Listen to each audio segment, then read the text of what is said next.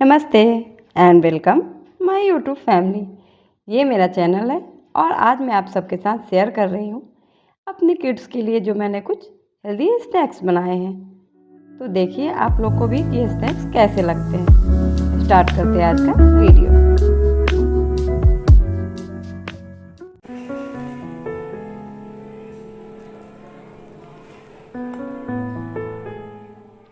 सबसे पहले हम गैस पे एक पैन रखेंगे, चाहे आप नॉन स्टिक पैन रखें या फिर स्टील की। मैंने स्टील का पैन यूज़ किया है।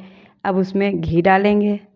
मैं हमेशा अपने किड्स के लिए घी ही इस्तेमाल करती हूँ। आप रिफाइंड ऑयल भी इस्तेमाल कर सकते हैं, लेकिन किड्स के लिए है चूँकि तो घी डालना ही हेल्दी होता है। और इसके साथ ही के साथ हम अपने टाइम को यूटिलाइज़ करते हुए दोनों स्नैक्स एक साथ बनाएंगे।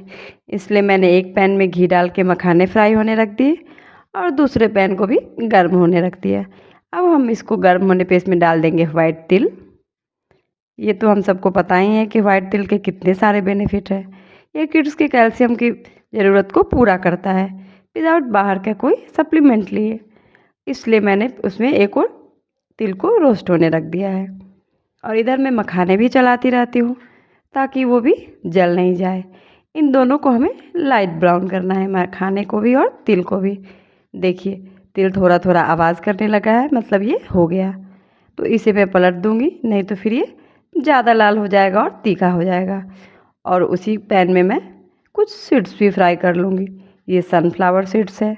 मैं डीमार्ट गई थी तो मैंने सारे ही सीड्स जो वहाँ पे अवेलेबल थे मैंने ले आए हैं। मैं एक एक करके आप उनको इस पैन में डालती जाऊँगी। चूँकि पैन गर्म है इसलिए मैंने ऑफ़ कर दिया है गैस को। एक और मखाने हो रहे हैं और ये है पम्पकिन सीड। एक एक करके सारे ही सीड्स को, जो भी सीड्स आपके पास अवेलेबल हो, चाहे वो अलसी के हो, पम्पकिन के हो, वाटरमेलन के हो, सनफ्लावर के हो। चिया सीड्स नहीं डालते इसमें। और ये तीनों सीड्स को मैंने इसमें एक एक करके डाल दिया है। क्योंकि ये 200 ग्राम के पैकेट है, मैंने 100 ग्राम ही डाले हैं। इतनी इनफ है हमें जो बनाना है लड्डू उसके लिए। इसे मैं धीरे धीरे करके रोस्ट करूँगी। पहले मैंने गैस का फ्लेम ऑफ ही रखा है क्योंकि पैन बहुत ज़्यादा गर्म है, तो ये ऑफ ही ठीक है। इसमें धीरे धीरे फ्राई होगा और फिर मैं इसे ऑन कर लूँगी।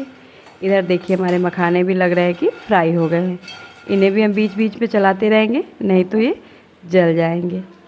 प्लीज़ आप लोग कमेंट करके बताइएगा कि आप लोग अपने किड्स के लिए कौन से स्नैक्स बनाते हैं।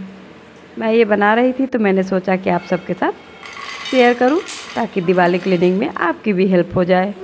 मैं तो खास करके इसीलिए स्नैक्स बना रही हूँ ताकि दिवाली क्लीनिंग हमारी अच्छे से बीते बिना किसी डिस्टर्बेंस के। और इस तरह हमारे मखाने रोस्ट हो गए हैं। इन्हें मैं थोड़ा थोड़ा चला देती हूँ ताकि ये ठंडे हो जाए। और इधर हमारे सीड्स भी सारे फ्राई हो गए हैं। देखिए ये अच्छी तरह फ्राई हो गए हैं ना, क्योंकि लाइट ब्राउन लग रहा है ना। इन्हें हमें ज़्यादा फ्राई नहीं करना है, नहीं तो फिर ये तीखे हो जाएंगे और इनका न्यूट्रिशन वैल्यू भी कम जाएगा। फिर जिस पैन में मैंने मखाने फ्राई किए थे उस पैन को मैं फिर से चढ़ा दूँगी।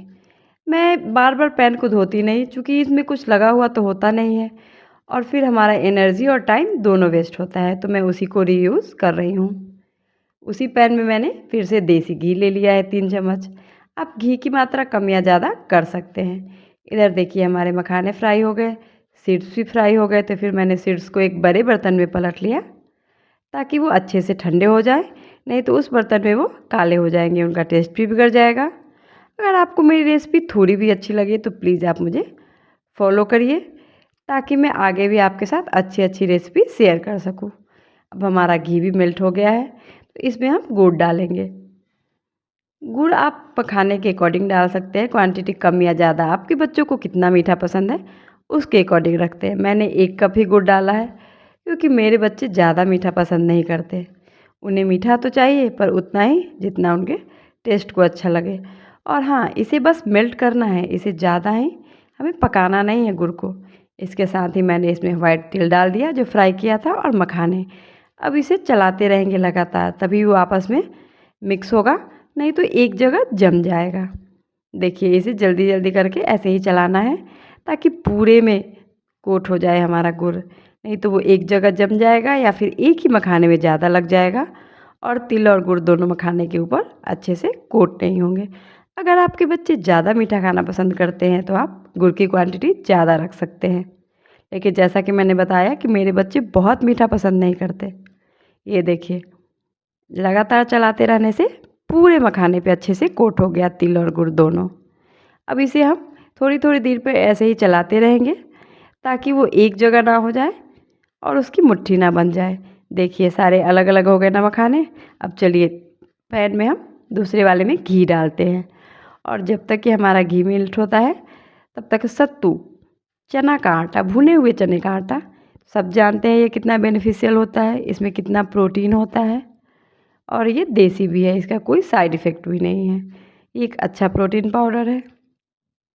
इसे मैंने पैन में डाल के फ्राई किया है। स्टार्टिंग में जब हम सत्तू फ्राई करते हैं ना, तो हमें भूनते हैं ना, तो हमें बहुत हेवी लगता है, इसलिए हम इसे धीरे-धीरे चलाते हैं। लेकिन जैसे-जैसे हम इसे भूनते जाते हैं, वैसे-वैसे ये लाइट ब्राउन भी होते जाता है और हल्का भी होते जाता है। अगर हम सत्तू को नहीं भूनेंगे, बस तुरंत चला के और तुरंत ही हटा देंगे, तो फिर जब हम लड्डू खाएँगे ना, तो हमारे गले में अटकेगा। इसलिए सत्तू को भूनना बहुत ज़रूरी होता है। इधर देखिए, हमारा ये तैयार हो गया।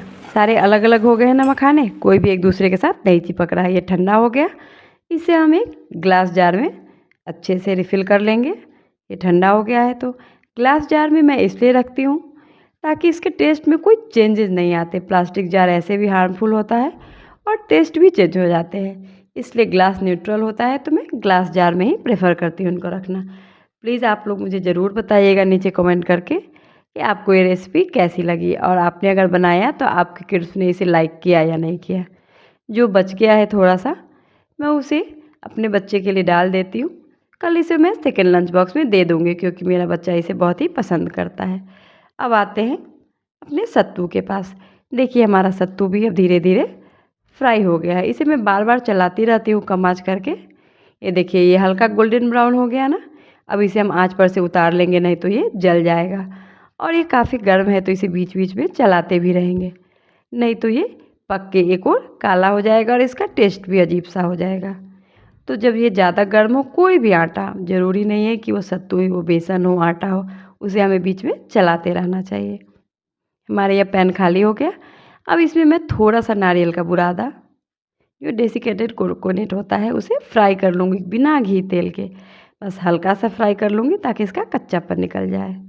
अब दूसरे पैन में हम घी डालेंगे। इस बार हम घी थोड़ा ज़्यादा ही डालेंगे। आप घी की मात्रा अपने अकॉर्डिंग कम या ज़्यादा कर सकते हैं। चूँकि ये सत्तू का लड्डू है तो आप इसे जितना घी डालेंगे, ये सारे ही सोख लेगा। मैं अभी इसमें कम ही घी डाल रही हूँ, लगभग 4 चम्मच के अकॉर्डिंग और जब मुझे ये कम लगेगा तो फिर मैं बाद में बढ़ा दूँगी। अब इसमें मैंने 2 कप के बराबर गुड़ डाला है। गुड़ मैं व्हाइट वाला नहीं यूज़ करती, ब्लैक वाला ही यूज़ करती हूँ क्योंकि उसका टेस्ट भी अच्छा होता है और वो देसी भी होता है। देखिए इधर हमारा नारियल भी फ्राई हो रहा है। इसे एकदम हल्के आँच पे फ्राई करना है ताकि इसका टेस्ट नहीं बिगड़े। इधर हमारा गुड़ भी मेल्ट हो गया है। गुड़ को हमें बस मेल्ट करना है, ज़्यादा पकाना नहीं है, नहीं तो फिर हमारे लड्डू हार्ड बन जाएंगे। और जो मैंने सीड फ्राई किए थे, उन्हें मैंने इसे चने के सत्तू में डाल दिया है ताकि वह अच्छी तरह मिक्स हो जाए और नारियल के बुरादे को भी, क्योंकि हमें लड्डू को सिर्फ हेल्दी ही नहीं टेस्टी भी बनाना है। और ये सारे जो इंग्रेडिएंट हैं उन्हें हमें छुपा के डालना है ताकि हमारे बच्चे इसे देखें नहीं और खुश होके खा सकें। अब इनको हम लोग अच्छे तरह से मिक्स कर लेंगे। इसके बाद इसमें जो मेल्ट किया था हमने गुड़, उसे धीरे-धीरे करके डाल देंगे। गुड़ को एक बार जल्दी से नहीं डालें क्योंकि ये बहुत गर्म होता है और हाथों को बहुत तेज़ी में जलाता है। अब हम गुड़ डाल लेंगे और उसे अच्छी तरह मिलाएँगे किसी स्पून की सहायता से, चूँकि ये बहुत गर्म है। अब इसके ऊपर से मैं इसमें 2-3 चम्मच घी डालूँगी ताकि कि ये अच्छे से मिक्स भी हो जाए और इसका टेस्ट भी आए। देखिए कितना गर्म है, हाथ बिल्कुल सह नहीं पा रहे हैं, इसलिए इसे अब मैं स्पून से मिला दूँगी। और ये देखिए हमारा मिक्सचर तैयार हो गया। अब इसके हम छोटे-छोटे बॉल लेकर लड्डू बना लेंगे। लड्डू हमें तभी बनाने हैं जब थोड़ा-सा गर्म हो, क्योंकि जब ये ज़्यादा ठंडा हो जाएगा फिर हार्ड हो जाएगा। आप लोग एक बार ये रेसिपी ज़रूर ट्राई कीजिएगा और फिर मुझे कमेंट सेक्शन में बताइएगा कि आपके किड्स को ये रेसिपी कैसी लगी। देखिए मैंने धीरे-धीरे करके सारे ही बॉल्स बना लिए हैं। क्योंकि ये ज़्यादा है तो इसमें थोड़ा टाइम लगता है, लेकिन ये इतना टेस्टी बनता है ना कि आपको नहीं लगेगा कि हाँ मेरा टाइम बिल्कुल भी वेस्ट हुआ है। इस तरह मैंने सारे लड्डू तैयार कर लिए। मैं कुछ लड्डू बड़े बनाती हूँ, कुछ छोटे, क्योंकि मेरे बड़े वाले बेटे को ये ज़्यादा पसंद है और छोटे वाले को कम। तो बर्बाद होने से बचाने के लिए मैं इसको कुछ बड़े और कुछ छोटे बनाती हूँ। चलिए अब ये भी ठंडे हो गए, इन्हें भी हम एक जार में स्टोर कर लेते हैं। इसे भी मैं वैसे ही शीशे के जार में स्टोर करती हूँ ताकि इनका टेस्ट नहीं बिगड़े। बस ये दिक्कत होती है कि शीशे के जार को अपने बच्चों से बचाना पड़ता है, नहीं तो वो फोड़ देते हैं। ये देखिए डेली यूज़ के लिए मैंने कुछ को स्टील वाले में भर लिया है। आप भी तो ऐसे कुछ जुगाड़ करते होंगे अपने बच्चों से अपने डब्बों को बचाने के लिए। इसके साथ ही के साथ मैं प्लेटफॉर्म भी साफ़ करती जाती हूँ। नहीं तो इतनी बारिश हो रही है ना, चींटियाँ इतनी ज़्यादा आ जाती हैं ना कि फिर बाद में किचन साफ़ करने का मन नहीं होता। इस तरह गुड़ पे तो ऐसे भी चींटियाँ आती हैं, तो साथ ही के साथ क्लीनिंग भी करती रहती हूँ मैं। अब चलिए किड्स को खिला के बताते हैं कि क्या उन्हें पसंद आया या नहीं आया। दोनों को देखिए मैंने टेस्ट करने के लिए दिया है। अब ये देखिए ये क्या बता रहे हैं। प्लीज़ आप लोग मुझे कमेंट करके ज़रूर बताइएगा कि आपको ये रेसिपी कैसी लगी, और आपको अगर और भी किड्स स्पेशल रेसिपी चाहिए तो प्लीज़ मेरे चैनल को सब्सक्राइब करें। बाय।